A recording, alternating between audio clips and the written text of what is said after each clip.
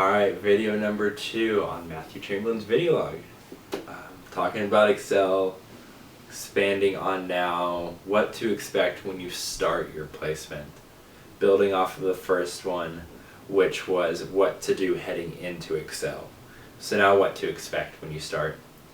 First off, you should establish your role with the teacher you are with, so that way whenever students do arrive, you are on the same page with him or her.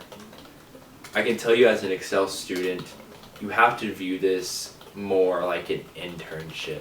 Maybe if you have friends in the business school, they can give you a little bit better idea of what an internship is.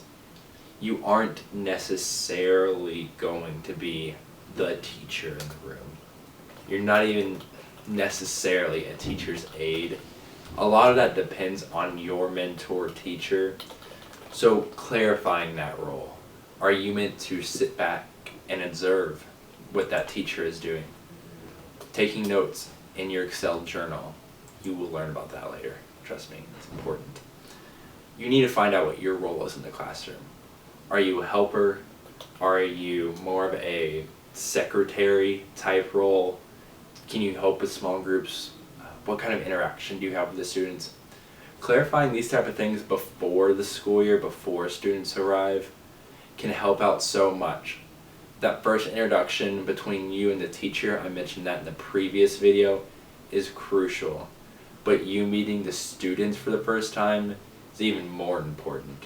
So knowing your place in the classroom, as told to you by your mentor, will help you and your students grow together in one cohesive classroom.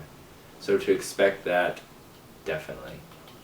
This is also your chance to learn, watch, take notes, reflect, and at times insert yourself if that's the role that you play in that classroom setting. Understand that these teachers that you're with have been in the classroom, maybe that specific one, or maybe they're new to that one, but they've been a teacher for probably years. Some of them have even gone through the Excel process because this program has been around for a while now. They understand where you're coming from. They understand how to run a classroom. They've been around for a while and they wouldn't still be here if they didn't know what they were doing. Understand that this is the best opportunity you will have in your 4 years to really learn from somebody. So sit back for a little bit. Take notes in your Excel journal. Be detailed at first. Feel free to be detailed, and then reflect what you think of them, what you heard in your coursework throughout your collegiate career, and how that matches up with what you're seeing. What's realistic, what's not. Take these more in-depth and critical thinking notes, and you'll grow yourself as well as that assignment that is the journal. This will help you so much to develop your own philosophies towards teaching, and hopefully get a better idea for what you want to teach, what your strengths are, what your weaknesses are.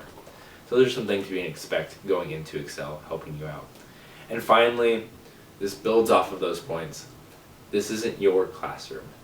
Some teachers have you more involved, like I mentioned. I was very lucky at Will Rogers. In my second grade placement, I was very involved from basically day one in getting to know students, working with students.